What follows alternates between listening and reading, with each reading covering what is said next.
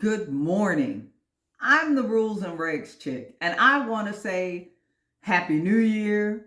I know the year started off crazy, and we're not even going to talk about current events today because it's too much, and everything keeps changing minute by minute, so I can't even keep up. But what I do want to talk about today is we spent the last few sessions talking about investigations and from the process and talking about the best practices of conducting an investigation, what to do with the information. But one of the things that we neglected to talk about was what happens during an investigation when the bargaining unit employee demands that the union participates as their representative during that investigation process. Ha! So there are those who believe that you should notify the union in advance of that investigation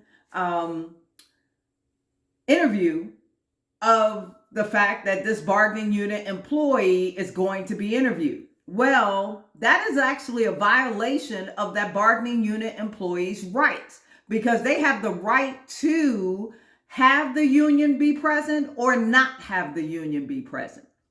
It is not a right that the union has to be there. It's not like a grievance hearing or one of those other situations. Now, I preface that with, unless, of course, your employee labor relations or the chief of employee labor relations or whoever negotiated that last collective bargaining agreement, put something dumb in there, like the management will notify the union whenever there's a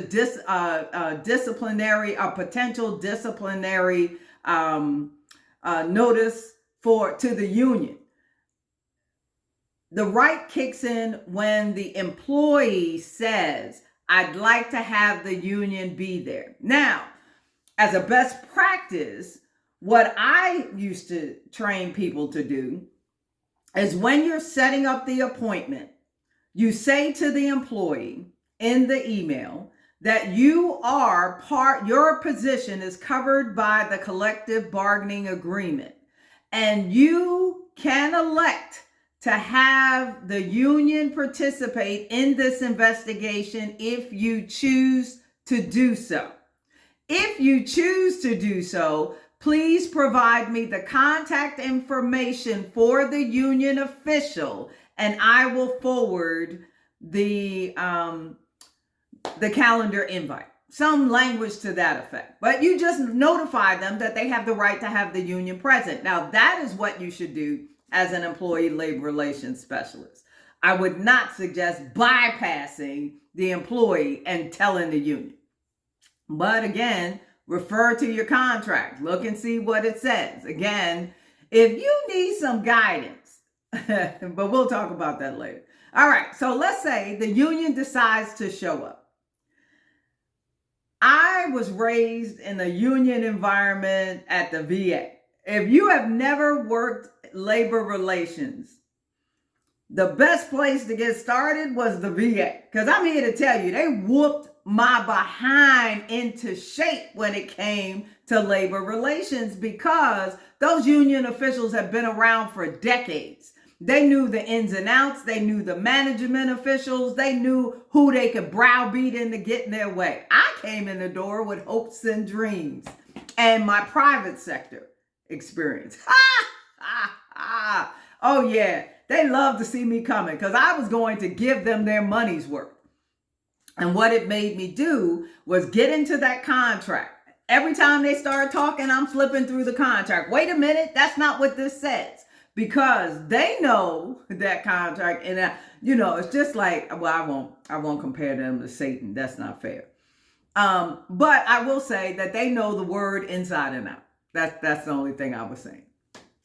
I'm not saying that they're evil, because I'm actually a union baby. My daddy was chief steward of the International Lady Garment Workers Union, one of the chapters on the East Coast, and went around the country. So I get it. But what I want to make sure that we understand is that this investigation is your investigation as the employee labor relations specialist, whatever your title is.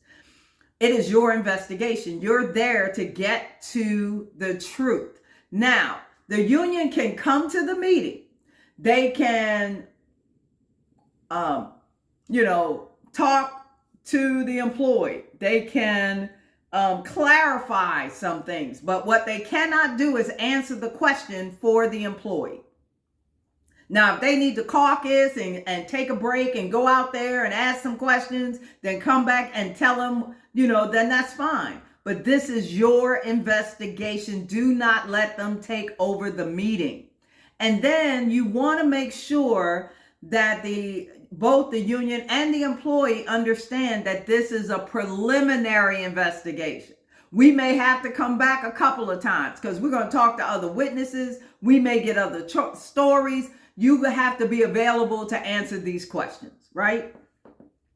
And we're not telling you what the outcome is going to be yet because it's not our call. All we're here to do is to verify and try and answer some questions, get the truth, get any documentation that they have. Now, I will tell you, the union does serve a purpose. Of course they do, because they're representing the employee, but they also they have access to information that we don't have. And so they're very free to share certain information. I've been in the middle of an investigation where the union dropped some nuggets that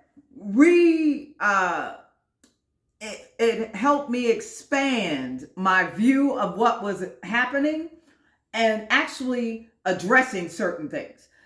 For instance, there was a situation that I had at one of the agencies where the supervisor was trying to fire an employee because they kept showing up late.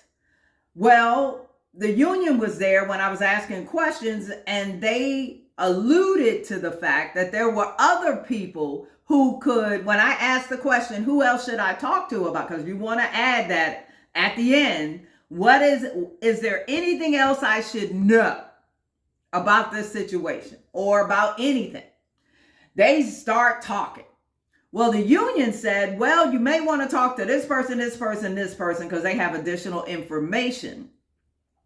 And I did. And come to find out, it was the supervisor that had to be fired, not the employee. Now, the employee was held accountable for some things, but that supervisor ended up getting fired because they were using their position to do outside business in our business and using our equipment and our food and our money.